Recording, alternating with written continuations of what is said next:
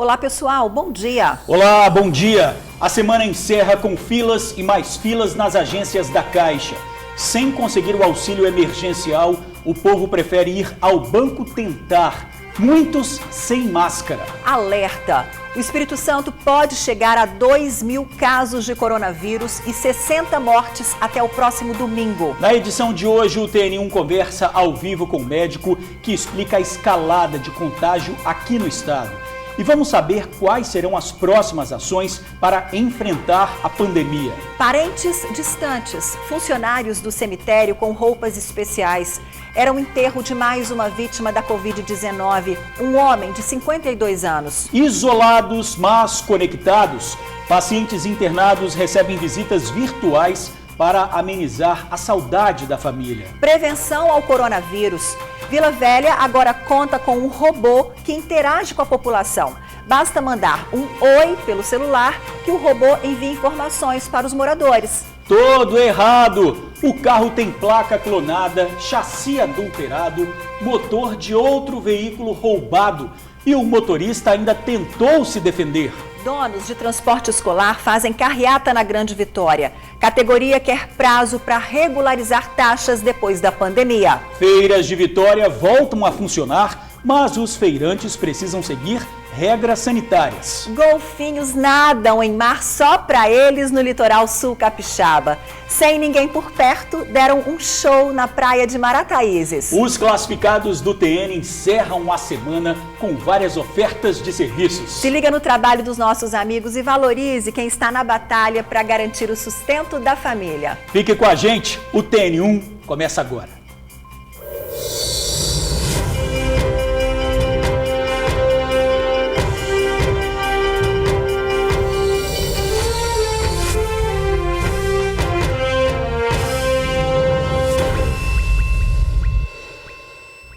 Mais um dia de fila na porta das agências da Caixa Econômica em toda a Grande Vitória.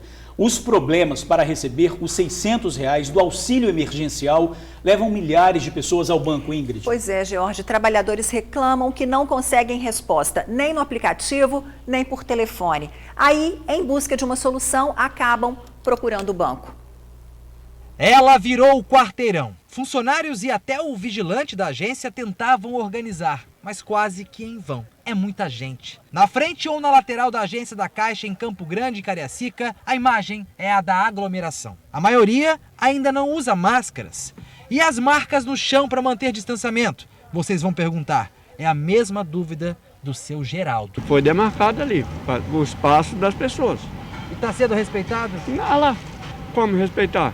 Mas por que é tão difícil, minha gente? Nem todos usam máscara, então é muito preocupante que nem todo mundo respeita o limite, então é difícil, realmente. A Prefeitura de Cariacica notificou a Caixa e pediu que este controle na fila seja mais efetivo e menos perigoso. Esta semana, o presidente da Caixa Econômica Federal, Pedro Guimarães, disse em entrevista que 60% das pessoas que estão em filas da Caixa em agências em todo o Brasil não deveriam estar, porque todo o processo do auxílio emergencial foi e continua sendo feito exclusivamente de forma online. Mas nem todos conseguem completar o processo. Aí, a ida até a agência passa a ser uma saída para eles. O Adailton, por exemplo, teve problema no cadastro. Uma das empresas que ele trabalhou recentemente num contrato temporário não deu baixa na carteira dele. Para o sistema, Adailton ainda está empregado formalmente. Falou que eu tinha que procurar o Ministério do Trabalho, outro que eles não resolviam nada.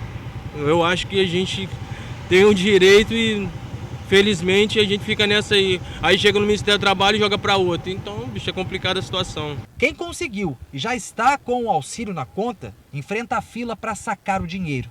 Rossi já sabe o que fazer com ele. Pagar a conta. Ao ter acesso aos R$600, o cardápio do almoço na casa de Dona Marileide já está definido. Frango ensopado com quiabo. Frango? Ah, eu vou lá. Tem pra nós lá ou não? Feijãozinho, arroz. Frango com quiabo. Ah, eu vou lá. Mas olha só, realmente, você não consegue fazer pelo aplicativo nem pelo telefone, o jeito tem que procurar, né? claro, com todas as recomendações de saúde. Nós acabamos de ver aí filas gigantes que se formam na frente das agências bancárias, casas lotéricas, a aglomeração sempre é um risco de contágio. E os casos de coronavírus não param de crescer. Pois é, o Espírito Santo caminha para chegar a 2.000 casos até o fim de semana. E o número de mortes também preocupa. Não é isso, Bruna? Bom dia para você, feliz aniversário para a aniversariante do dia.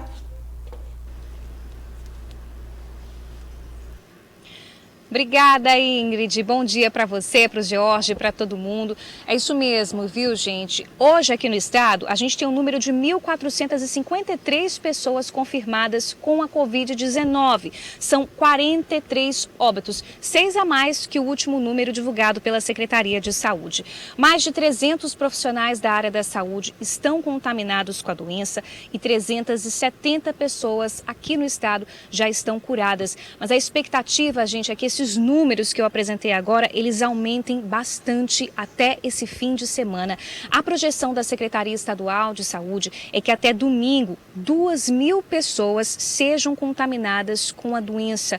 O número de óbitos deve aumentar significativamente também até domingo, chegando até 60. A gente lembra que essa é uma previsão feita pela Secretaria Estadual de Saúde com base na disseminação do contágio aqui no Espírito Santo. É uma expectativa. E diante desses números, a gente fica se perguntando, é inevitável, como é que será que está a capacidade dos hospitais de campanha aqui do estado de receber esses doentes? A gente sabe que há uma expectativa da chegada de um lote com novos respiradores para o hospital de campanha, o Jaime, e ontem o governador Renato Casagrande falou sobre essa capacidade de receber os doentes dos nossos hospitais aqui do estado. Vamos conferir a fala do governador. Nós temos dia 23, nós temos 177 leitos de UTI. Uma parte desses leitos já estão ocupados, né? Boa parte desses leitos são leitos que estão no Hospital Jaime Santos Neves. Nós temos no Jaime 110 leitos de UTI, mas nós temos no Roberto Silvares, no Silvia Vidos, na Santa Casa de Misericórdia de Cachoeiro de Itapemirim, mas estamos também providenciando outros leitos. Nós tentamos nesses últimos dias uma aquisição de respiradores, conseguimos comprar poucos respiradores, estamos continuando no trabalho da busca de respiradores. Os respiradores aumentaram muito de preço, muito mesmo, tá certo? Assim, respiradores que custavam um valor, hoje custa 3, 4, 5 vezes mais o valor, mas estamos buscando, assim, mesmo que a gente tenha que pagar um pouco mais caro, são preços públicos esses, nós estamos buscando a compra desses respiradores. Pois é, a gente acompanhou a fala do governador Renato Casagrande sobre esse assunto. E olha, gente, a partir de semana que vem tem novidade também. A expectativa é que o grupo de pessoas que vai ser testada para a Covid-19 deve ser ampliado. Então, a partir de semana que vem, os pacientes que tiverem a partir de 45 anos apresentarem os sintomas da Covid-19, como febre, por exemplo, e tiverem alguma comorbidade, obesidade, hipertensão, diabetes, eles também vão poder ser testados. O estado decidiu ampliar esse grupo porque a Secretaria de Saúde fez um estudo e observou que mais de 80% dos pacientes que estão internados em leitos da UTI no Espírito Santo hoje têm a partir de 45 anos. Então, se você se enquadra neste perfil, tem a partir de 45 anos, apresenta alguma comorbidade, está com sintomas da doença, você pode procurar uma unidade de saúde do seu município que você vai ser testado. Esses testes vão ser encaminhados aos municípios pela Secretaria Estadual de Saúde. Também, a partir de semana que vem, há previsão de iniciar o inquérito sorológico. Mais de 30.000 pessoas aqui no estado devem ser testadas. O objetivo do estado é saber quantas pessoas aqui no Espírito Santo já tiveram contato com a doença. É mais uma tentativa de tentar conter o avanço da Covid-19 no Espírito Santo. Ingrid e George, eu volto com vocês. Obrigada, Bruna. Mais uma vez aí, nossos parabéns. Parabéns, feliz Bruna. Aniversário para você, viu? Que Deus te abençoe muito. A gente sempre comenta aqui, elegância e profissionalismo definem a Bruna Maria. Parabéns, viu? Beijo. Olha, uma cena muito triste no cemitério de Viana. Familiares tiveram que acompanhar de longe o enterro de um homem vítima do novo coronavírus. Na cova foram colocadas camadas extras de terra e cal. produto que normalmente não se usa. E logo depois do sepultamento, os coveiros tiveram que queimar as roupas que usavam. O caixão é retirado do carro funerário sob o olhar de alguns parentes que ficam distantes e recebem a orientação de técnicos da Vigilância Epidemiológica de Viana sobre por que manter a distância e a proibição do velório. A vítima, que é conduzida pelos coveiros, é um homem de 52 anos de idade que trabalhava na iniciativa privada e que será enterrado no jazigo da família em Viana. No atestado de óbito, a causa da morte, Covid-19, comorbidade, tabagismo. A vítima estava internada no Hospital Jaime dos Santos Neves e morreu no dia 22 de abril. Sem que a família pudesse se aproximar, os coveiros do cemitério de Viana e o motorista da funerária foram a última companhia da vítima. Para Ezequiel, que trabalha aqui há um ano, esse foi o momento mais difícil. Bastante emocionante, chocante, até assustador. O distanciamento da família, que ficou isolada, medida de segurança, não pôde se aproximar tanto do carro da funerária, muito menos aqui dentro do cemitério. Em túmulo, quando é túmulo, geralmente não é necessidade de terra, a gente só joga o cal por cima. Mas esse foi diferenciado, além do cal, ainda teve que botar uma camada de terra para cobrir, foi tudo diferente. Usar roupa especial foi outro momento diferente para ele. A proteção seguiu todo o protocolo. Vou fazer equipamento, traje especial, coberto, máscara, óculos de proteção, luva, 2 luvas F, tinha outra por cima de borracha também, para poder dar mais segurança, evitar o contato maior possível.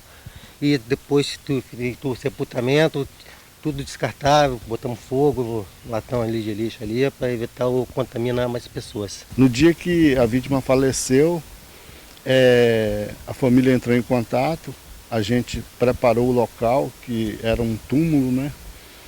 Já era comprada, já era adquirido por parentes. Foi tomar todas as precauções com relação ao local. As normas da OMS e da Secretaria Municipal e Estadual de Saúde dizem que no máximo 2 pessoas da família podem observar, ver que realmente foi sepultado.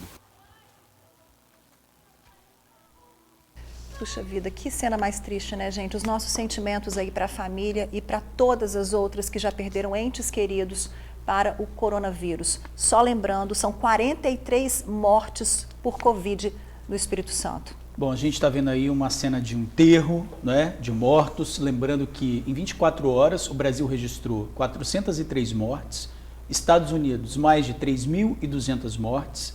Nós estamos aqui com o médico Henrique Bonaldi, cardiologista, não é, que veio aqui há uma semana e já tinha falado de um número de 1.000 mortos no Brasil 2 semanas à frente. Doutor Henrique, como o senhor avalia, não é? Ontem, em 24 horas, o Brasil já registrou 403 mortes.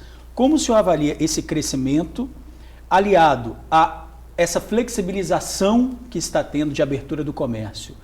Daqui a uma semana, como o senhor avalia isso? Bom dia, Jorge. Bom dia, Ingrid. De novo, muito obrigado. Eu e 99% da comunidade médica desse país ainda acha que informação é o que vai salvar a gente. E, infelizmente, é informação. As pessoas precisam prestar atenção no que a gente está falando há mês já, né?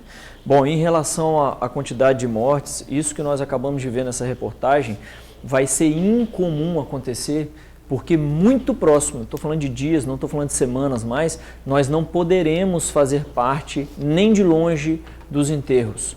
Muito provavelmente serão covas comunitárias, assim, ó, de muita gente, em que a gente vai provavelmente começar a cremar muitos corpos. Por que eu estou dizendo isso? Não é porque eu acho, não é porque eu desejo, não é porque eu estou adivinhando. É que isso aconteceu na grande maioria dos países que não controlou a doença, não teve a oportunidade ou não quis controlar a doença logo no começo. É o que o Brasil está fazendo, né? Eu tive a oportunidade de conversar com uma fisioterapeuta na Itália e ela conta como foi a história na Itália, a forma como eles se organizaram foi completamente diferente do que a gente está fazendo. A gente está liberando o comércio e as pessoas à medida que os casos estão crescendo. E vamos só lembrar de novo, pela 1000ª vez, nós estamos sempre 12 dias a 15 dias atrás da doença. Se eu pego a doença hoje, eu vou precisar desse leito de UTI daqui 15 dias. Então, indivíduos que estão hoje precisando do leito de UTI ainda são resquícios daquelas 2 semanas que nós paramos, literalmente. As 2 semanas outras, que são essas últimas 2 que nós vivemos, com a abertura de 6 mil comércios, vai complicar para a gente a partir da semana que vem. E essa última semana que a gente teve uma abertura ainda mais, que caiu mais no descrédito do isolamento social, ela vai nos piorar daqui 3 semanas. O que me leva a crer muito facilmente, isso é uma conta de padaria, que se em 24 horas nós matamos 400 pessoas com essa doença, em 10 dias, 15 dias, nós estamos falando de muito mais do que 1.000 pacientes. Muito mais. Proporcionalmente, se a gente for fazer via dado, a Itália, quando chegou a perto de 1.000 leitos com 60 milhões de pessoas, 220 milhões de pessoas, a gente já está falando de 3.200 pessoas mortas dia. Isso é uma conta de matemática. Mas qual que é a infelicidade do brasileiro? É que na Itália as coisas foram seguradas e o governo conseguiu organizar de uma forma orquestral para segurar a doença. Essa menina que eu conversei está há 44 dias em lockdown.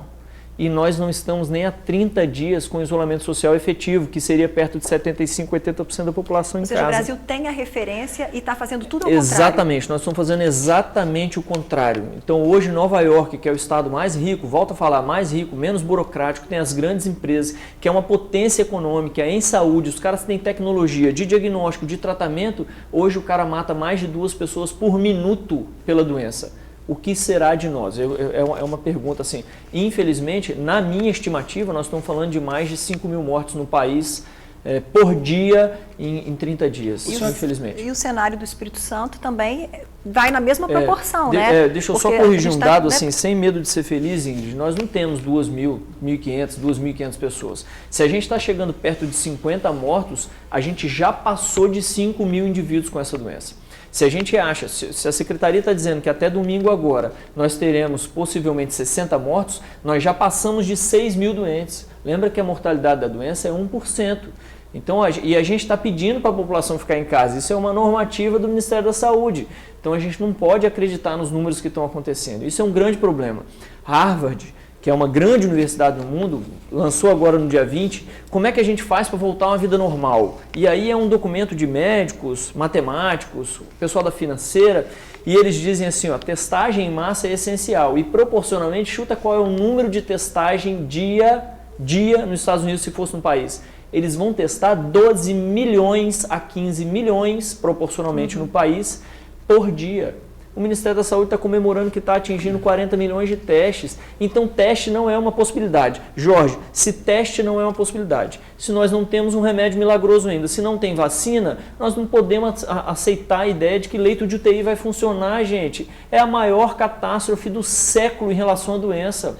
Isso não sou eu que estou achando, isso é uma verdade. Ou a gente acredita nisso que está acontecendo e entende que a nossa única salvação é isolamento social, ou nós estamos perdidos. O senhor acredita que o que foi feito é como se fosse um remédio para deixar as pessoas um pouco mais calmas? De repente, essa possível flexibilização.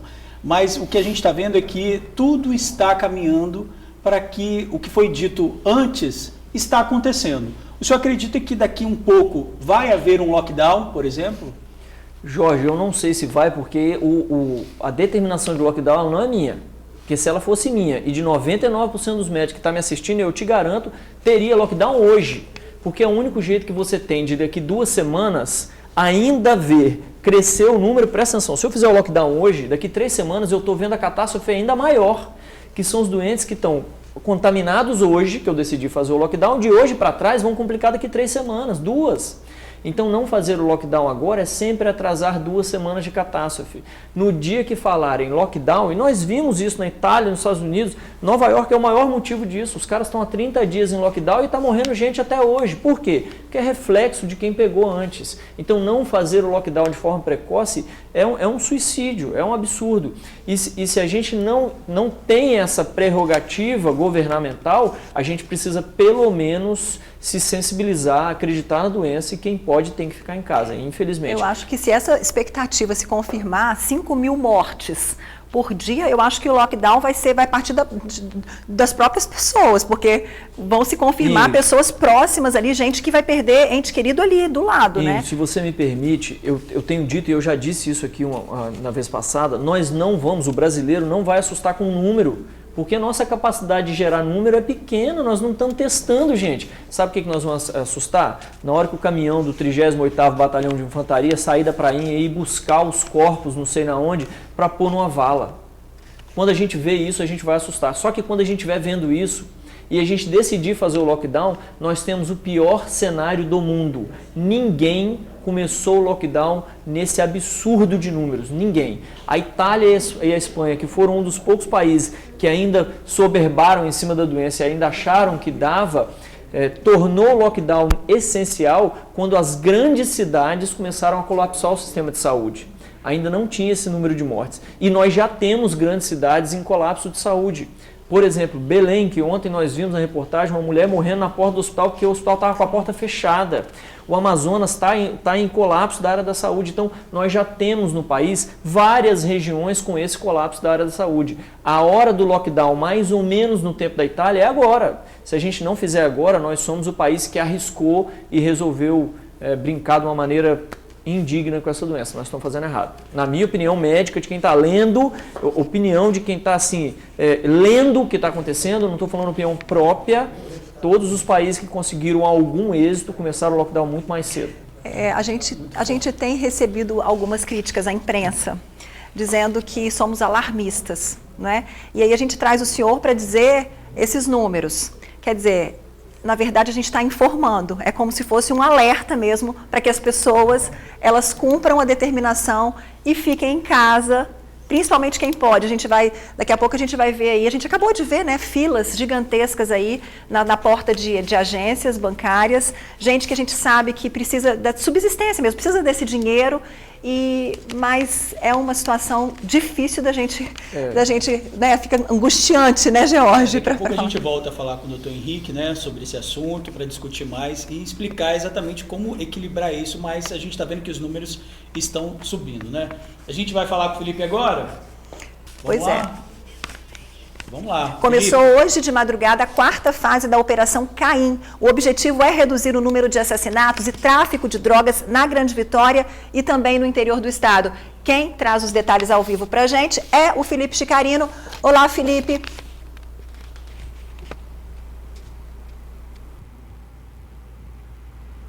Olá, Ingrid. Olá, George. Boa tarde para vocês. Boa tarde a todos que nos acompanham nessa sexta-feira pelo TN1. Muito obrigado pela companhia e pela audiência de vocês. É isso mesmo, Ingrid. Até hoje eu e o Bruno estávamos indo para a pauta que nós gravamos em Campo Grande, né, sobre as filas nas agências, e vimos várias viaturas de polícia, vários profissionais, PRF, Polícia Civil, Polícia Militar, Guarda Municipal. Falei, ué, Bruno, está acontecendo alguma coisa. Aí vim para o meu vivo para descobrir o que é. Ao meu lado, doutor José Lopes, delegado. Doutor, por que tinha tanta polícia na rua? O que rolou nessa sexta-feira? Rolou não, ainda está rolando porque a operação continua, né? A Operação Caim. Boa tarde, doutor. Boa tarde, meu amigo, a você e todos os seus ouvintes, telespectadores. Na realidade, é mais uma versão da Operação Caim. Né? Que se fosse tanta polícia na rua, a polícia tem que estar na rua mesmo, porque é na rua que a gente tem que trabalhar. Claro que a gente tem a nossa parte mais burocrática, mas a parte apaixonante da polícia é rua. E na rua a gente tem que dar a sensação de segurança, a sociedade tem que entender que apesar de tudo, assim como vocês que estão trabalhando, a gente está correndo risco, né? Assim como vocês, os policiais também, os outros colegas também, todos eles, todo mundo correndo risco para a gente cumprir a nossa missão, cada um com a sua, que é o trabalho. Então nós estamos mais uma vez com a Operação Caim, foi deflagrada a partir de 4h30 da manhã, foi em 2 partes, a primeira parte busca e apreensão e prisão, e a segunda parte é a parte mais ostensiva que vocês viram, que é aquela parte de bloqueio, de revista, onde, claro, que devido à pandemia a gente está amenizando, não está tirando ninguém, não está revistando, mas está conversando com o motorista, com cobradores, para a gente poder, para a população ver que eles não estão sozinhos, está todo mundo trabalhando juntos. Já dá para adiantar algum balanço até agora? O senhor já adiantou que não terminou ainda a operação, mas o que já dá para o senhor falar sobre ela aí, pelo menos a parte da manhã, por gentileza? A gente brinca que só termina quando acaba, ainda não acabou não. Quando o juiz termina quando o juiz apita, né? Isso aí. Na realidade, por enquanto, nós conduzimos para o DHPP a Desarme, né, que é a delegacia responsável por recolhimento de arma de fogo, junto com o DHPP e outras unidades, conduziram para o DHPP aproximadamente 8 detidos, muitos em flagrante delito. Nós estamos com apreensão agora de 3 armas de fogo e um simulacro. O que chama a atenção é que uma arma de fogo dessa é um revólver Magnum 44, muito perigoso. Na mão de quem não sabe manusear, então, é muito difícil. Então, assim, já foi muito exitoso para a gente essa apreensão de arma de fogo. Também tem várias operações ainda deflagradas, inclusive no interior já tem 2 mandados de prisão cumpridos, que essa Operação Caim, inicialmente em 2 de abril, começou com a Grande Vitória, alguns bairros, e agora está em todo o estado. Agora, delegado, a gente estava falando antes de entrar ao vivo, né? O senhor falando da importância, da relevância de se apreender arma, porque mais de 80% dos homicídios das pessoas que morrem aqui na Grande Vitória por mortes violentas são mortes provocadas por arma de fogo. Isso. Então é preciso fazer esse abafa, poder fazer essa apreensão de armas para diminuir esse índice que, infelizmente, em 2020 está bem alto. O que acontece é o seguinte, historicamente, sabe que mais de 12 anos eu passei no DHPP, historicamente, investigando isso tudo, e tem de 80% a 85% dos homicídios com emprego de arma de fogo. Se você conseguir recolher essas armas, tirar essas armas aí, a dificuldade maior para cometer o crime. Ele vai ter que matar com pau, pedra, faca, né? E é difícil. Se o cara correr com arma de fogo, ele acerta. Com faca, fica difícil, né? Então a gente dá esse trabalho também, assim como o tráfico de entorpecente, responsável por 90% dos homicídios. A gente combate o tráfico de entorpecente, combate o homicídio, combate a apreensão de arma de fogo e não esquecendo os demais delitos, né? Que agora a gente está comandando aí todas as especializadas, são mais de 400 policiais e a gente tem que dar atenção a todos os segmentos, tráfico entorpecente, furto de veículo, roubo, né? Qualquer coisa a gente está na Grande Vitória, a atribuição é nossa. Delegado, muito obrigado pelas informações aí, pela entrevista. Delegado até agora aqui fazendo companhia pra gente, já passou do horário do almoço, o senhor não vai me prender por isso, posso ficar tranquilo, posso encerrar meu vivo aqui tranquilo. Obrigado, boa tarde pro senhor. Ingrid e George, só a título de curiosidade, pessoal de casa também, né? Essa Operação Caim, por quê? Porque Caim foi o primeiro homem a cometer um homicídio, foi isso? O primeiro homicídio que a gente conhece na história, na humanidade. É isso aí, nós começamos um pouco modesto, né, em dois municípios da Grande Vitória, e hoje está estendido em todo o estado do Espírito Santo. E nós não vamos parar. Conto com vocês, 181, continuem ajudando. O mesmo trabalho que a gente vinha fazendo no DHPP, agora a gente está fazendo na Grande Vitória com outras unidades. Eu conto com o trabalho de vocês que nunca abandonaram a gente. Obrigado. Muito obrigado, delegado. Almoço liberado. Ingrid e George, beijo para vocês. Bom final de semana. E meus parabéns para Bruninha. Beijo, Bruninha. Queria te dar um abraço hoje, mas não consegui. Mas fica o sentimento verdadeiro. Beijo para vocês. Bom final de semana. Graças a Deus eu tô de folga. Felipe, obrigado. Manda um abraço virtual para a Bruna, né? Tem um monte de abraço virtual, é só mandar lá a mensaginha. Olha, os motoristas e cobradores da aviação Taboazeiro pararam pelo segundo dia consecutivo. Eles reclamam do atraso salarial. Sem previsão de pagamento, os rodoviários prometem ficar de braços cruzados até que a empresa feche um acordo. Assim como ontem, nenhum ônibus saiu da garagem que fica na BR-101, na Serra. São cerca de 100 coletivos. Além dos salários, eles também pedem o adiantamento de ticket de alimentação. A paralisação afeta cerca de 15 linhas que atendem o transporte municipal de Vitória. O Sete Pés disse que o sistema perdeu mais de 80% dos passageiros, reduzindo a arrecadação. Isso inviabiliza o pagamento das despesas para a operação da frota. Sindicato e a empresa continuam a negociação para resolver o problema o quanto antes. O carro era roubado, a placa clonada, o chassi adulterado e o motor pertencia a outro veículo também roubado. Pois é, Ingrid, esse carro que você acabou de descrever foi apreendido em Vila Velha. O motorista tentou inventar uma história para os agentes, mas se enrolou todinho e acabou na delegacia. O carro tem a placa do estado de Alagoas, que é clonada. O chassi é de um carro roubado em 2012 em Minas Gerais, que estava alienado. O motor é de outro veículo também roubado e a documentação foi falsificada. Ou seja, o veículo é uma adulteração ambulante. O agente da Guarda Municipal de Vila Velha explica melhor todas as irregularidades. A princípio aí, primeiramente, o documento já falsificado. Posterior aí, o chassi, número de chassi de vidro e o emplacamento, que é clonado de um veículo lá de Alagoas, né? E tá até em nome de banco. Vocês viram aí que o carro foi roubado em 2012 lá em Minas Gerais. Tinha restrição de furto e roubo já há 8 anos e foi encontrado pela Guarda Municipal em Cobilândia, Vila Velha. Assim que foi abordado, o motorista do veículo ainda tentou inventar uma história para o agente da guarda, mas acabou se contradizendo. A princípio ele informou que o carro aí seria de um parente que morava no estado de Alagoas. Após a gente identificar que o veículo não estava, o emplacamento não estava no nome de pessoa física, né, seria de pessoa jurídica, ele já informou que o primo dele teria passado esse veículo para ele e não sabia a princípio aí, a finalidade do proprietário lá em Alagoas, né, que o primo dele morava aqui, só realmente teria vendido o carro para ele, cerca de 3 anos atrás. Diante dos fatos, o condutor foi detido e encaminhado para o DPJ de Vila Velha.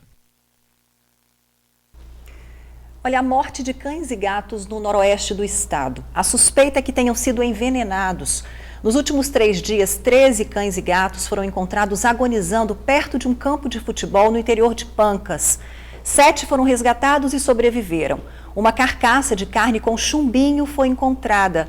A CPI de maus tratos da Assembleia Legislativa pediu à polícia que investigue as mortes. A presidente da CPI, deputada Janete de Sá, classificou o caso como barbaridade. A Polícia Civil disse que já tomou conhecimento e está apurando o caso. Olha, agora há pouco nós falamos sobre as filas na porta das agências da Caixa. Em nota, o banco respondeu que está adotando várias medidas de controle. Ampliou em 2 horas o atendimento em mais de 1.000 agências somente para atendimento de serviços essenciais à população, como o saque sem cartão e senha de benefícios do INSS, seguro-desemprego e Bolsa Família. Ressalta que o número de acessos ao cadastro para recebimento do auxílio foi imenso. Pois é, a instituição já registrou mais de 200 mil usuários simultâneos no aplicativo. A Caixa continua orientando que o acompanhamento do benefício pode ser feito através do site auxilio.caixa.gov.br. O prefeito de Cariacica já tinha encaminhado à Federação Brasileira de Bancos um pedido de reforço às medidas de distanciamento seguro. Hoje, um novo ofício será protocolado junto à Superintendência da Caixa, pedindo mais atenção às regras. Mas também é importante para que cada um tenha, né, a consciência de ter esse distanciamento também. Todo mundo já sabe, né, o que tem que fazer. Usar máscara, manter aí o distanciamento, levar um detergentezinho, levar um álcool gel, lavar as mãos, é isso, gente. Fazer a sua parte. Donos de transporte escolar fazem carreata pelas ruas de Vitória. A categoria quer prazo para regularizar taxas depois da pandemia e também se oferece para transportar funcionários da saúde. De máscaras e dentro dos veículos, os motoristas de transporte escolar se reuniram na Serra para uma carreata pelos direitos da categoria. Entre as reivindicações, o grupo quer a prorrogação dos prazos para regularização de taxas após o período da pandemia. Quando isso tudo voltar, vamos estar todos ilegais, sabe por quê? Porque vamos ter dinheiro para pagar as taxas, regulamentação dos nossos carros? Como vamos fazer isso? Então a gente está pedindo prorrogação das taxas. Se Deus quiser, o governador fizer a isenção dessas taxas para os transportes escolares, isso seria uma bênção para nós. Com a suspensão das aulas, muitos pais deixaram de pagar as mensalidades. No Espírito Santo, são pelo menos 5 mil profissionais sem trabalhar. Dulce, que há 17 anos atua como transportadora escolar, conta que é chefe de família e não conseguiu receber o auxílio do governo. Ela está sem renda. Minha casa está e a gente não sabe o que fazer. Sou chefe de família, eu tenho 2 filhos, porém um de menor. Eu preciso de um auxílio emergencial. Como eu vou fazer para sustentar minha família? A categoria preparou um ofício com todas as reivindicações que já foi enviado ao governo. Entre as propostas, eles se colocam à disposição dos funcionários da área da saúde para fazer o transporte até os hospitais durante esse período de pandemia. E a gente sabe dos preconceitos também que está acontecendo dentro dos ônibus com os funcionários públicos que trabalham em hospital, o pessoal que está de frente ao combate, certo? Aí o que está acontecendo? A galera se mobilizou e está tentando também oferecer serviço para o governo. Da Serra, o grupo seguiu em carreata até a Praça do Papa e depois até o Palácio do Governo. O Detran disse que vai se reunir agora à tarde com representantes do sindicato para discutir as reivindicações. disse ainda que está avaliando a prorrogação de prazos para a inspeção veicular obrigatória, para a renovação de cursos especializados e para a validade do termo de autorização semestral.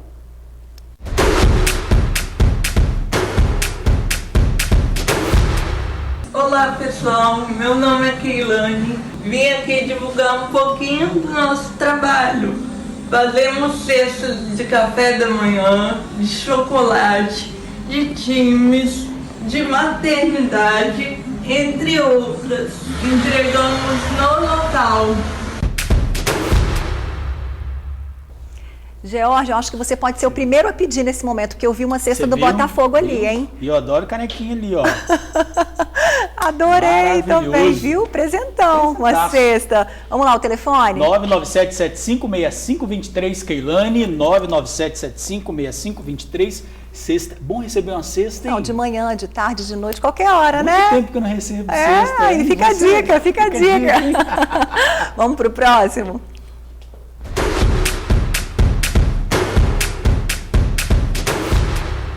Amigos do TN, tudo jóia com vocês? Eu me chamo Gisele e venho aqui mostrar um pouquinho do meu trabalho para vocês. Eu trabalho com chup-chup gourmets, isso mesmo, pessoal. E vou mostrar para vocês alguns dos sabores que eu trabalho. Vamos lá.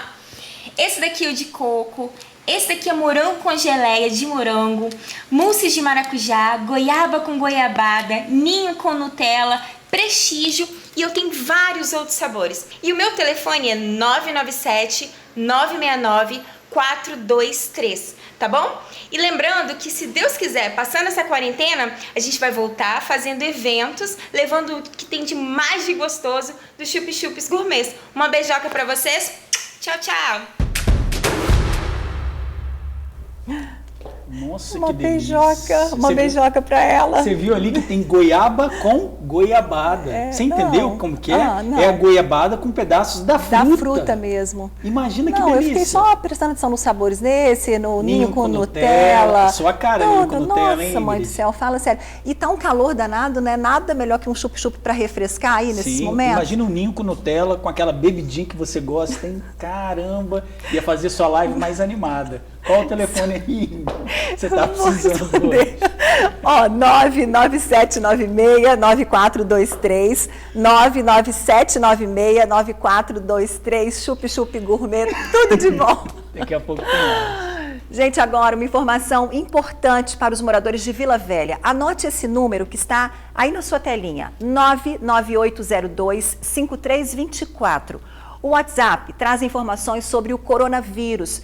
É bem simples, basta mandar um oi, um olá, bom dia, qualquer cumprimento e rapidamente um robô passa a interagir com você. Ele vai perguntar o que você deseja saber, sintomas da doença, telefones de serviços, são 9 opções. Anotou o número? 99802-5324. Prevenção e informação correta são o que, George? Fundamentais nesse momento, né? Não é? Gente, Vila Velha é a cidade com o maior número de casos confirmados pelo coronavírus. De acordo com o último levantamento, são 381 pessoas. Itapuã e Praia da Costa concentram quase 100 casos. Mesmo assim, tem gente nas ruas sem máscaras e em pontos de aglomeração. Em tempos de isolamento social por conta do novo coronavírus, a fila no entorno da Caixa Econômica em Itacibá, Cariacica, surpreende. Na Serra, mais fila e gente aglomerada, uma próxima das outras.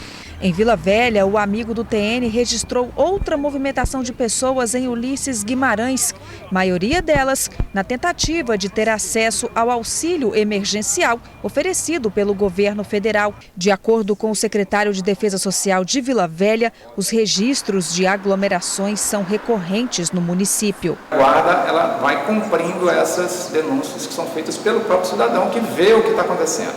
Ela tem encontrado aglomerações em bares, principalmente, alguns restaurantes que não respeitam a norma, e nas praias e parques. De acordo com o levantamento da Secretaria de Estado da Saúde, Itapuã é o segundo bairro com maior número de casos na Grande Vitória. São 46 registros confirmados do novo coronavírus, situação que, de acordo com as autoridades da saúde, deve diminuir com a permanência do isolamento social.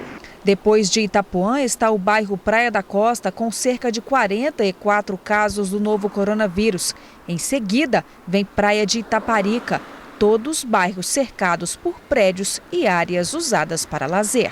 Para te falar a verdade, quando eu estou andando, eu nem lembro que tem que usar máscara. Quanto mais a pessoa coloca na cabeça isso aí, mais a pessoa contrai a doença. A gente acredita que as pessoas já estão conscientes da questão do problema. Aquelas que estão mais conscientes evitam sair de casa, saem só quando necessário, e as pessoas menos conscientes ou que não acreditam, são céticas, elas estão frequentando os locais. A guarda ela tem feito todo o esforço possível para conscientizar, fazer com que esses estabelecimentos fechem e respeitem a lei, mas ela não vai dar conta de tudo, de fazer todo esse trabalho, se ela não contar com a consciência das pessoas. A Prefeitura informou que só nos últimos 30 dias, cerca de 4.000 abordagens foram feitas para conscientizar as pessoas. Ações de fiscalização resultaram no fechamento de mais de 500 estabelecimentos. Só no último fim de semana, a Guarda Municipal recebeu 180 reclamações de locais com aglomeração, pessoal. Denúncias podem ser feitas para 162. Bom, e agora há pouco nós falamos da paralisação de motoristas e cobradores da aviação Taboazeiro. Nesse momento, eles protestam em frente ao Palácio Anchieta, no centro de Vitória. Pois é, e é para lá que a gente vai ao vivo, onde está também a repórter Bruna Maria. Boa tarde, Bruna. Ei, Ingrid, Jorge, boa tarde mais uma vez para vocês e para todo mundo. Eu falo ao vivo aqui da Avenida Getúlio Vargas, em frente ao Palácio Anchieta, onde estão reunidos esses trabalhadores. São dezenas de motoristas e cobradores da aviação Taboazeiro que estão ocupando as duas pistas da Avenida Getúlio Vargas nos dois sentidos, sentido centro de Vitória e sentido Vila Velha. Apesar do isolamento social, a movimentação de carros aqui é enorme e por conta dessas duas pistas ocupadas, o trânsito está extremamente carregado.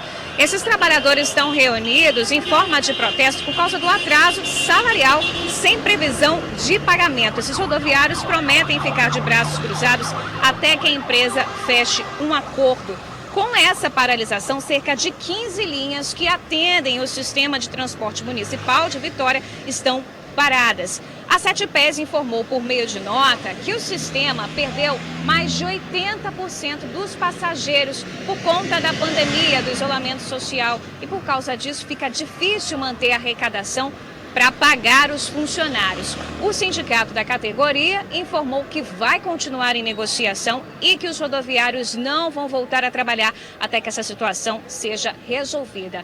Nesse momento, como a gente pode acompanhar aqui, eles ocupam as duas pistas da Avenida Getúlio Vargas, em frente ao Palácio Anchieta, em forma de protesto. Tem muitos ônibus, os verdinhos, os ônibus municipais parados aqui. Motoristas e cobradores ocupam as duas pistas e o trânsito, apesar da quantidade de carros ser um pouco menor, está bem carregado por aqui. Ingrid, George, eu volto com vocês aí no estúdio. Tá certo, Bruna. Mais uma vez, muito obrigada. Bom, o pessoal deveria estar em casa. Eu digo os motoristas ali, não os que estão protestando, né? Que é um direito deles. Mas quem tem que sair, quem precisa sair, deve evitar essa região ali que está bem tumultuada, ali no centro. Mas até mesmo para fazer protesto, dá para fazer um protesto aí também respeitando as normas, né? A gente viu um protesto. Mas a gente está vendo, eles estão todos com máscara, né? Exatamente. Todos até mesmo na rua a gente viu um protesto internacional, o pessoal estava na praça respeitando as distâncias, foi muito bacana também esse protesto. Uhum. Voltamos aqui com o doutor Henrique. Doutor Henrique, a gente mostrou uma matéria antes da Bruna entrar, que um rapaz ele disse o seguinte: quanto mais a gente pensa na questão do vírus, a gente pode pegar. Aí eu faço uma pergunta para o senhor. Pegar o vírus é uma questão de pensamento positivo? Eu tenho um pensamento positivo, olha, não vou pegar o vírus, eu não pego o vírus. Para quem está pensando assim positivamente, não vou pegar o vírus, eu não pego o vírus, é assim que funciona? Infelizmente não, Jorge, infelizmente não. Isso parece aquela coisa do antigo, né, de falar que não pode falar a palavra câncer, que você vai pegar câncer, né? Isso é um jargão popular, assim, isso é de uma ignorância ímpar, assim, né? E, infelizmente tem gente assim, do indivíduo menos favorável em termos de dinheiro até o mais favorável. Eu tenho exemplos de pais, de amigos que estão crédulos que isso é uma revolução contra o governo atual. Assim, o cara não entendeu que está morrendo milhões de pessoas no mundo, assim, né? Infelizmente. Mas não, o que a gente sabe é que perto de 70% é contágio de mão, por conta do nosso hábito, né? Estima-se que a gente leve a mão no rosto quase 1000 vezes dia. Então isso é muito preocupante, encosta na superfície, leva na mão, essa é a grandíssima preocupação, inclusive o uso da máscara hoje. Nós, médicos, temos uma preocupação tremenda do cara achar que ele está seguro com a máscara e ele não saber usar a máscara. A máscara é uma grande proteção, na verdade, quando eu coloco a máscara, eu estou protegendo vocês. A máscara não tem uma boa capacidade de proteção para o indivíduo, porque ela em 2 horas ela umedece, tem que fazer troca, você não pode encostar na máscara, sempre movimentá-la pelas hastes. E principalmente o distanciamento social, que é hoje o que os países que controlaram a doença estão estimando que dá para voltar a uma vida quase normal, mantendo essas normas obrigatórias. Para você ter ideia, na Itália, estima-se que agora dia 5, dia 6 de maio, eles possam começar a abrir algo do comércio. E é obrigatório para cada dono de estabelecimento, lavagem de mãos, álcool gel, higienização por empresa certificada, não é ele passando alquinho não, é empresa certificada e mantendo isolamento, mantendo o distanciamento social de 2 metros. Isso é uma medida governamental na Itália, que já está controlando a doença. A gente percebe essa falsa sensação de segurança usando máscaras, né? Porque eu não sei se é a sua percepção também, da do George, mas assim, por exemplo, a gente vê o calçadão lotado de gente hoje, que deveria possivelmente estar em casa, não teria necessidade de estar ali, usando máscaras, caminhando, correndo, jogando frescobol, de máscara, como se tivesse imune ao vírus. Isso aí, infelizmente não estão imunes ao vírus, infelizmente o vírus pode sim pegar em ambiente aberto, estima-se que o vírus consiga ficar de 15 a 45 minutos em dispersão, então se por um acaso tiver um indivíduo sintomático que insistiu em andar na praia, tossiu ou espirrou e você passou correndo, até por conta do seu volume respiratório ser maior na atividade física, existe sim a chance de você pegar. Mas esse não é o grande problema. O grande problema é a ida e a volta desse indivíduo. Ele entra em contato com pessoas, elevador, portão da garagem dele, o portão do prédio, o contato com os amigos. É uma atividade social andar na praia, correr na praia, fazer atividade física ao ar livre. Mesmo que seja sozinho, é uma atividade social. Em países como a China, esses indivíduos eram não só multados, como presos se eles insistissem, né? Coisa que o brasileiro ainda não fez. Tem uma amiga minha que pediu para fazer uma pergunta para o senhor. A mãe dela mora no interior e está ficando em depressão sozinha. Ela não apresenta sintomas e gostaria de visitar a mãe no interior. Qual seria a recomendação para ela? O que hoje está sendo usado no mundo, a forma mais eficaz é testar. Testa, PCR, IgG, descobre se você está com a doença ou já teve a doença e com a tranquilidade laboratorial vai. Só tem um problema, 40% dos testes chega a ser negativo mesmo tendo a doença. Então não é o melhor jeito. O segundo jeito é passando uma quarentena de 2 semanas. Ou uma quarentena aqui ou uma quarentena lá de 2 semanas em extremo isolamento, sem contato com absolutamente ninguém. É o tempo do período entre que você pega a doença e começa sintomas. Se nessas 2 semanas você não desenvolve a doença, você tem uma certeza de não estar doente, aí você pode visitar. Qual é o problema? Para indivíduos, quanto menor a idade desse indivíduo, maior a chance dele ter a doença assintomática. O que quer dizer isso? Não tendo sintoma, que é o grande problema que foi na Itália com as crianças que não têm sintoma quase nenhum, abaixo de 8 anos de idade, e que em contato com os avós, passavam para os avós sem eles saberem. Eles não viam nas crianças febre, tosse, nada disso. Doutor, ontem nós entrevistamos a doutora Etel Maciel, que faz parte da gestão do grupo de risco do governo, e ela trouxe uma informação muito importante, que eles estavam pensando primeiro numa gestão de 2 meses dessa crise, mas agora ele já se fala em 18 meses, e em várias ondas, né, de picos de ondas. O que isso significa agora né, nessa nova visão de 18 meses de gestão de ondas? Isso aí. Jorge, vamos aproveitar os países de novo que estão na nossa frente. A Alemanha está estudando a possibilidade de reabrir, inclusive as escolas. E a Alemanha já assumiu a responsabilidade que vai ter uma nova curva da doença. Então eles mais ou menos, por cálculo, isso é possível fazer epidemiologicamente falando, tem um setor da medicina que faz isso, você consegue identificar quantos % da população você consegue soltar e que horas isso vai refletir num quase assoberbamento do sistema de saúde, um quase colapso. E a Alemanha vai ficar lidando com isso. É mais ou menos o que a gente tinha no Brasil quando a gente não tinha caso nenhum. Não tem caso nenhum, todo mundo na rua, não tem problema. Começou a ter caso, a gente precisa de um termômetro para dizer, opa, esse tanto de casos já é suficiente para daqui 2, 3 semanas, colapsar o sistema de saúde, para tudo de novo. Existem estudos dizendo que a gente vai por mais de 18 meses, inclusive. Qual é a dificuldade? É que a vacina não é algo simples para esse tipo de vírus. Ele é mais ou menos o mesmo tipo de vírus do que o HIV, que a gente não tem tratamento há anos. Nós estamos falando de 20, 30 anos de doença sem uma vacina efetiva. Então, acreditar piamente de que vai surgir uma vacina e resolver não é uma verdade. O que a gente espera e tem muita esperança na medicina é uma medicação que tire o cara da UTI. Segure ele na doença mais branda, para ele não precisar da UTI. E algumas medicações estão sendo estudadas com resultados promissores, inclusive. Mas ainda não é hora de comemorar e ainda se fosse, nós precisamos dessa medicação na farmácia. E nós não temos. Inclusive, hoje o Jornal Tribuna trouxe que muitos médicos estão receitando para os seus pacientes a cloroquina e a azitromicina. Isso. Detectou o coronavírus, então receita a medicação para eles. Isso. Infelizmente, Ingrid, o estudo que vai determinar que a hidroxicloroquina é ou não é, ele vai demorar o mesmo 1 ano e meio. Então, infelizmente, nós estamos acreditando no que a gente chama de off-label, algumas informações de vários setores no mundo inteiro dizendo, cara, tive um bom resultado. Quando eu entro com essa medicação mais precoce, essa medicação tende a funcionar melhor do que quando eu espero a catástrofe ter feita. Outra informação no site também, o teste, né, hoje em Oxford, dessa vacina em humanos também. Tomara Deus. Não tem só uma, são 4 grandes empresas no mundo que já têm ela disponível para começar a testar em humano. E tomara Deus que dê certo. E muito provavelmente esses indivíduos não vão nem patentear isso, né? Isso é uma pandemia, o mundo inteiro está morrendo disso.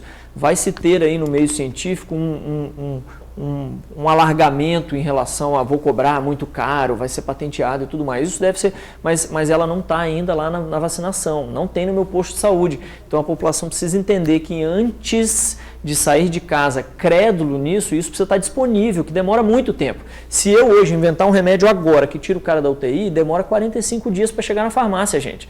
E se você ficar saindo 45 dias na rua a partir de agora, só porque eu descobri a eureka, nós vamos ter uma catástrofe no mundo. Então, infelizmente, o efetivo ainda é ficar em casa. Doutor, a partir de agora já tem muitos casos, né? Já tem vários estudos, claro, né? São recentes, mas já tem assim alguns sintomas mais protuberantes que a gente pode dizer em relação ao coronavírus que a gente pode passar para os nossos telespectadores? Ótimo. Lembra que das últimas vezes que eu vim aqui, a gente falava em o que fazer caso tenha. Agora, como a gente está com um número de doentes muito grande, é preciso que a população se atente a isso.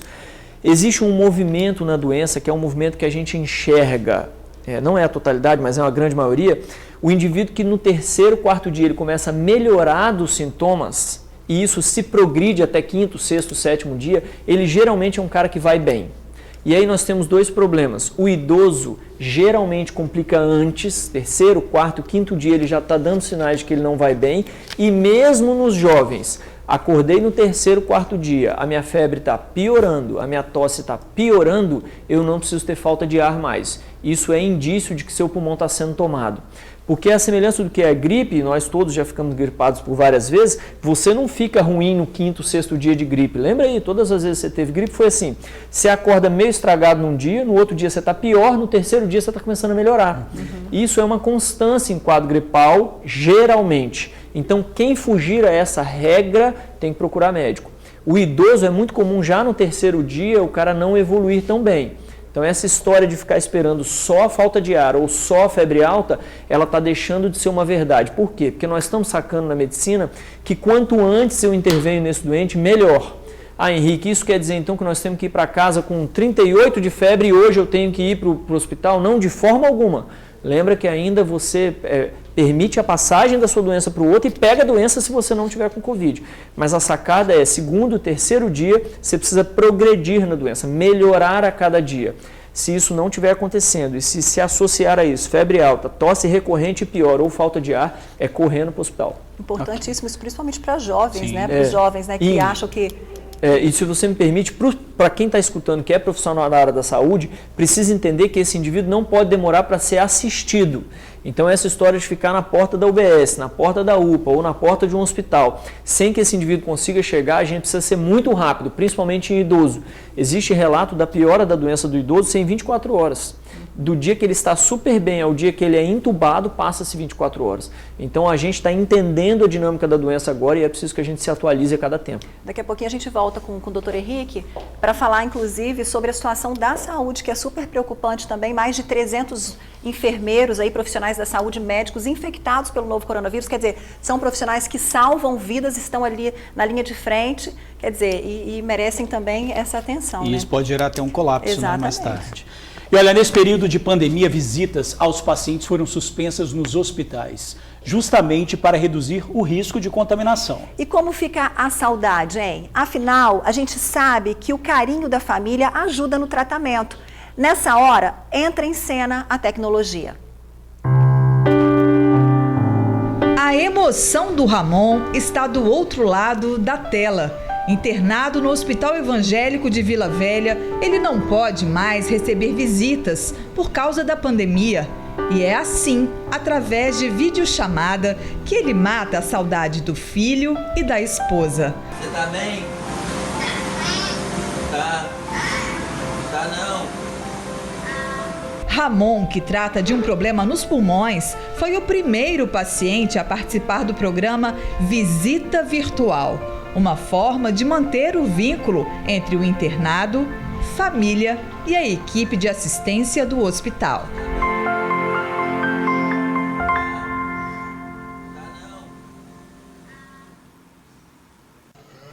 Olha, para os pacientes sem capacidade de falar, a família pode mandar áudios que serão reproduzidos no leito. Que bacana, né, Ingrid? Mas fundamental, sim, né? Com certeza. Esse carinho aí ajuda na recuperação. Quem não precisa de carinho nessa hora, né? Muito mais nessa hora. E a seguir, feiras de Vitória voltam a funcionar com regras sanitárias. Tem os classificados do TN, nós voltamos bem rapidinho. Maconha, haxixe e cocaína, tudo com selo de qualidade. As drogas foram apreendidas no Morro de Vila Velha. E a descoberta ainda foi além. Um jovem foi flagrado com rádios comunicadores. Segundo a guarda, ele atuava como olheiro do tráfico. 2 rádios comunicadores e drogas de diversos tipos. Maconha, haxixe, cocaína e até o selo de qualidade do produto. Tudo foi apreendido pela guarda de Vila Velha, que recebeu a informação de que um homem estava armado andando pelas ruas do Morro do Soteco. Assim que chegou ao local, segundo guarda, o suspeito que foi denunciado foi encontrado, mas não com uma arma. Ele estava com um rádio comunicador. Como ele estava bem à frente do morro, com certeza seria o olheiro ali, um informante ali de quando as forças de segurança chegassem. O que chamou a atenção nesse caso aí do Morro do Soteco são os rádios comunicadores, muito utilizados no tráfico de drogas, e também a quantidade e variedade de droga que foi apreendida. A gente fez uma varredura no local, nas imediações do bairro, e conseguimos ouvir uma frequência de um outro rádio, vozes de um outro rádio. Em outras demandas já foi apreendidos indivíduos com radiocomunicadores no local. Então ali já existe um uso frequente de radiocomunicadores no auxílio dos indivíduos aí ao tráfico de drogas. O detido, um rapaz de 21 anos, foi levado para o DPJ de Vila Velha. Olha, em tempos de pandemia e com a economia prejudicada, muita gente decidiu se reinventar, pensar em outras alternativas. A maquiadora agora faz bolos de pote. A loja de fantasias deu voucher de desconto para aluguéis futuros, Ingrid. Legal, né? E para dar uma forcinha nas vendas, o Sebrae do Espírito Santo vai oferecer consultoria de graça. 3.000 pequenas empresas deverão ser atendidas. A Andressa é gerente desta loja de fantasias em Vitória e, como precisa de eventos e festas para alugar as roupas, viu a empresa entrar num momento complicado por causa da pandemia. O jeito foi inovar e pensar em algumas saídas. A saída foi mais o marketing digital, né? Investir mais na internet, com publicidade, propaganda. Fizemos voucher de desconto para as pessoas adquirirem agora a fantasia com valor muito reduzido, até 60% de desconto, para usar após a pandemia. Então, com isso, a gente conseguiu ainda movimentar um pouco o caixa, né? O caso da Carol é parecido. Ela é maquiadora profissional e, como os eventos acabaram da noite para o dia, precisou mudar de ramo. Sem eventos não tem cliente e também não tem produção. Eu resolvi retomar um antigo dom que eu tinha na parte de doce e passei a fazer bolo de pote e pote da felicidade para vender. Pensando em pequenos empreendedores como a Andressa e a Carol, o Sebrae vai oferecer consultoria gratuita neste momento de dificuldade econômica. São consultorias tecnológicas, são consultorias mais avançadas, de mais especialização, onde a ideia é que a gente pode tanto ofertar consultoria na área de finanças para quem precisa hoje de um suporte nessa área e que muitos devem estar precisando, também consultoria na área do marketing de vendas, ou seja, aquela empresa que deseja e tem oportunidade de fazer diferente a sua promoção de vendas hoje, o Sebrae quer colocar toda a disponibilidade, toda a consultoria tecnológica para que ele possa alcançar, através dos mecanismos digitais, as vendas da sua empresa. A expectativa do Sebrae é que cerca de 3 mil pequenas empresas sejam atendidas neste programa. As consultorias vão acontecer online e podem ajudar a salvar empregos e muitos negócios. Temos aí um enorme número de empresários que não têm a carteira assinada, são detentores da sua própria receita e sustento, então eles sim, talvez tenham aí o maior benefício se a empresa dele continuar viva e até continuar gerando emprego. O que era presencial virou comércio online. A hora agora é de sair do tradicional e reinventar a forma de fazer negócios. Primeiramente, eu comecei a divulgar só aqui no prédio onde eu moro, depois comecei a divulgar além dos grupos de WhatsApp que eu tinha, comecei a divulgar para amigos, e os meus amigos começaram a postar nas redes sociais deles, e aí cada dia um pouquinho eu ganho mais um pouquinho de cliente. A internet é um acesso muito rápido, muito prático. Você está em casa ali, você acessa, você já conhece o produto, você vê que o outro está usando o seu produto também, então isso é muito importante. Então, com certeza, essa ajuda agora é muito bem-vinda, né? Bacana, hein? As inscrições podem ser feitas pelo site sebrae-porondecomeçar.com.br. A novela das Feiras Livres de Vitória tem um novo capítulo. Elas voltaram a funcionar hoje. A autorização foi dada pelo prefeito Luciano Rezende depois de uma reunião com os feirantes por videoconferência. Os trabalhadores se comprometeram a seguir as regras sanitárias impostas pela prefeitura, como disponibilizar álcool em gel para os clientes, deixar apenas um único feirante pegar no dinheiro e priorizar a venda de produtos embalados. Além disso, está proibido o consumo de caldo de cana e pastel no interior das feiras. Quem não cumprir terá a licença suspensa. Doutor Henrique, acabamos de ver aí que as feiras tinham sido suspensas na capital e agora voltaram. Com essas medidas aí, mesmo com todas essas medidas, isso resolve a questão? Jorge, em alguns países do mundo que controlaram a doença e estão soltando a população novamente, isso está sendo feito de uma forma muito rigorosa, com um distanciamento importante, mais de 2 metros, com uso de máscara, lavagem de mãos, álcool gel disponibilizado. Eu tenho muita esperança de que, se a gente estiver tocando a coisa nessa toada, que a gente esteja responsável a esse ponto. E eu não estou falando só de governante, não. Eu estou falando, inclusive, do dono da barraca, do dono do comércio, do dono do supermercado. Ou a gente age junto e entende que a doença é culpa nossa, ou não tem outro remédio que não esperar a população morrer o tanto que tem que morrer, sabe assim? Essa é a grande preocupação da medicina hoje. A gente vai esperar, então, 50%, 60%, 70% da população pegar a doença e nós vamos topar, nós vamos de peito aberto? Tá bom, nós estamos falando de milhares de mortes, é muita gente, é conta de matemática. Tem uma pergunta aqui, ó, Covid-19 gera inflamação no coração e pode levar a infarto? Gera, perto de 17, 20% dos pacientes que complicam esses tais que precisam de ventilador mecânico fazem injúria igual infarto, igualzinho, exatamente igual. E esses indivíduos, a gente, como a doença está muito curta, muito recente, a gente não tem dimensão se essa área do coração que sofreu, ela fica em sofrimento pro resto da vida.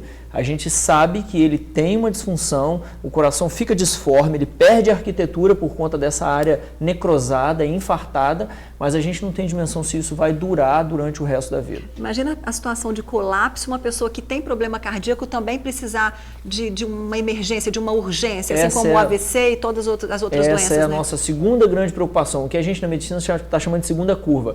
O indivíduo que tem insuficiência cardíaca, ele tem asma, o indivíduo que fuma, o indivíduo que bate o carro, o indivíduo que acidenta em casa com a faca, a criança que cai, que faz apendicite. Nós vamos atender esse povo aonde, se a gente chegar nesse nível de complexidade, leitos disponíveis para o Covid.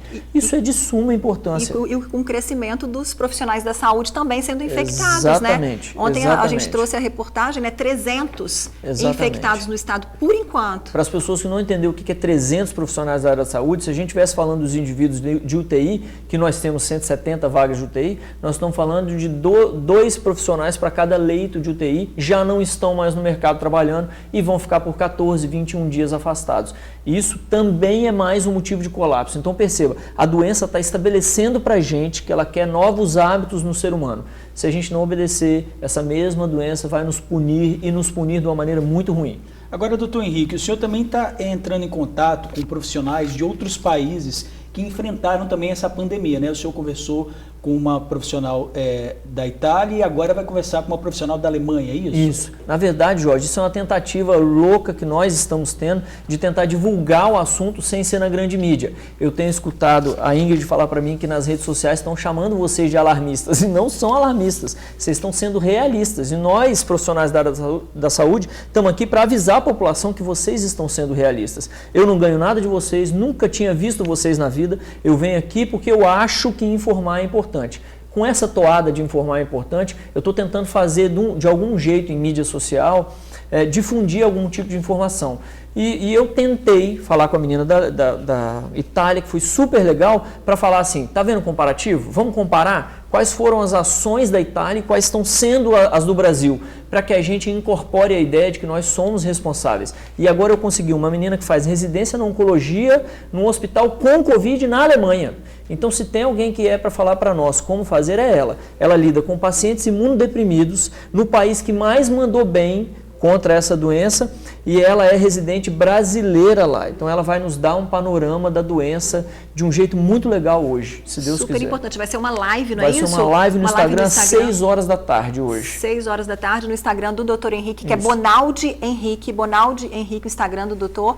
Essa live aí, importantíssima, né? É a mesma tentativa que aqui, entendeu, Ingrid? É tentar cotovelar o sujeito do lado. Acorda, rapaz. Ou a gente faz um trem ou a gente está perdido.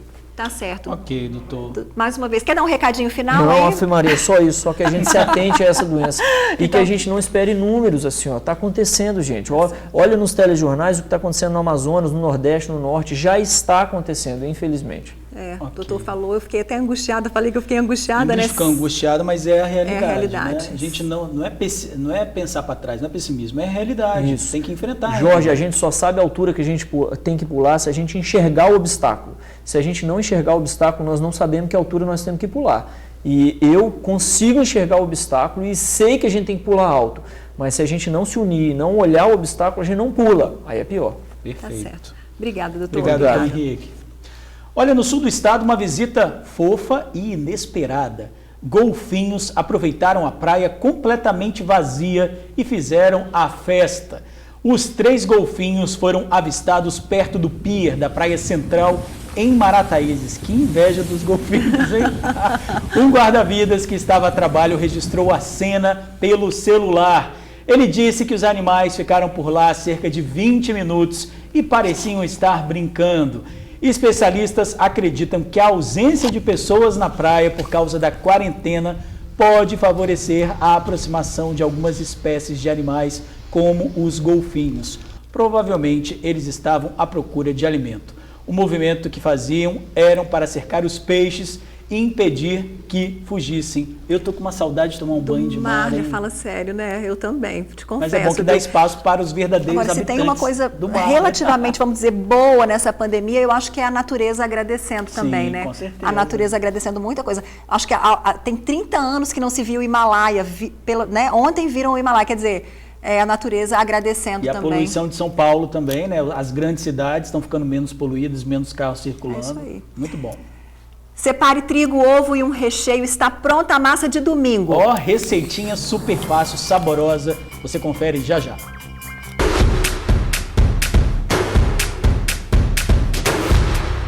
Ei galera do TN, meu nome é Bárbara, eu sou personal trainer e eu tô aqui hoje para oferecer consultoria online de treino para vocês que estão em casa, sem saber o que fazer, cansado de olhar vídeos na internet e todos de fazer a mesma coisa.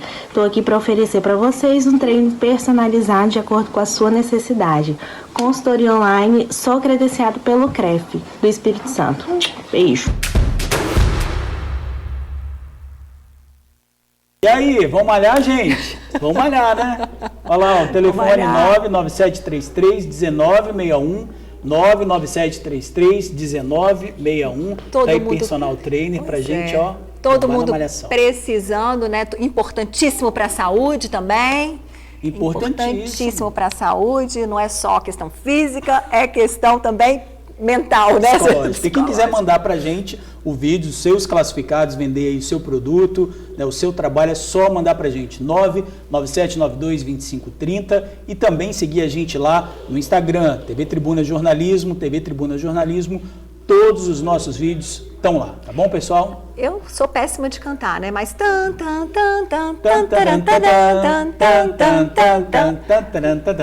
identificou? Música boa. Ó, música boa, uma receita de 3 ingredientes: trigo, ovo e recheio. Receita, sabe da onde? Você já identificou, da Itália. Mamma mia, Ingrid Schwartz. Gente, nós vamos aprender a fazer uma massa de ravioli, mas que também serve para qualquer tipo de macarrão. Dá até para cortar na faca, igual minha avó fazia. Quem vai contar pra gente é a Joana. Conta aí, Joana.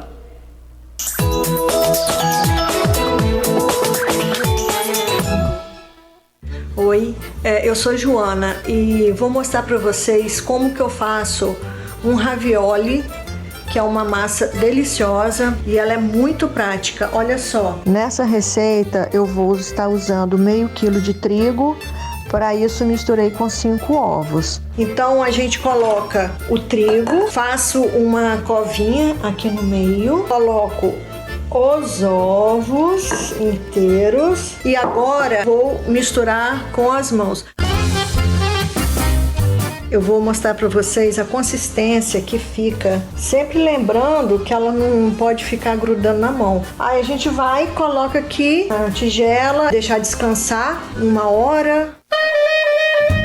Depois que eu misturo, eu deixo descansar por pelo menos 1 hora.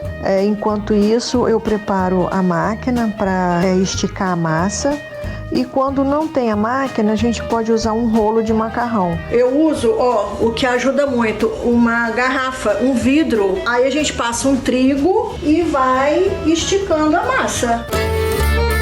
Depois que eu estiquei a massa, eu vou cortar. Aí a gente vai marcando a massa assim, ó. Tá vendo? A gente coloca o copo, gira com força e pronto. E nesse centro do disco eu pego 1 colher de recheio. Nesse caso eu fiz um recheio de abóbora. Os recheios eles podem variar, pode fazer recheio de outros ingredientes como ricota, espinafre, e coloco e aperto e faço um formato como se fosse um pastelzinho, que eu venho e fecho com um garfo.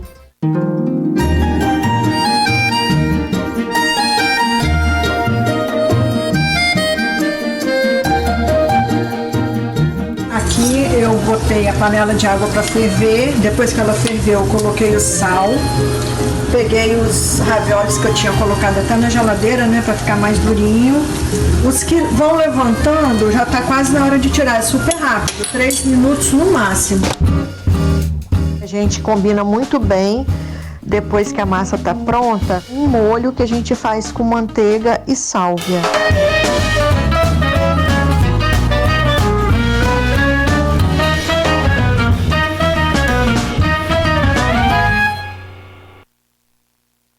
Cara, gente, eu achei o máximo, de verdade. Você que é cozinheiro também, que massa, que legal, George. Receita simples, você vê. Para fazer uma massa de macarrão, gente, é só o trigo e o ovo.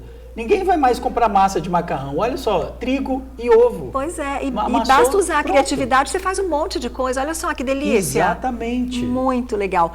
Olha, pessoal, a Joana adora cozinhar e é dentista, tá? O Instagram dela tá na sua telinha aí, o George vai falar. Entra lá para conhecer o trabalho. Joana, _ Odontohiri é o Instagram dela. Pois é, super legal, imperdível. Entra lá para você conhecer o trabalho da nossa chefe do dia, Joana.